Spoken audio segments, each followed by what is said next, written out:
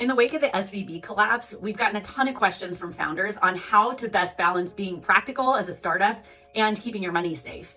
We've worked with a few other leading firms to put together some advice for how to think about managing your cash once you get it in the bank. Finance leaders, whether that's you as a startup founder or someone you've hired, have three key priorities. One, capital preservation.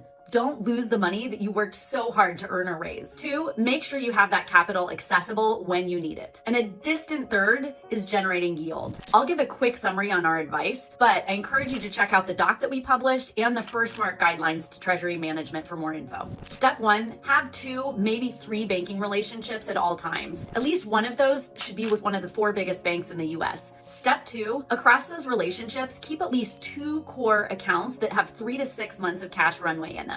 Put the rest in a safe, either ICS sweep account or other fairly liquid facilities so you can get access to the cash when you need it.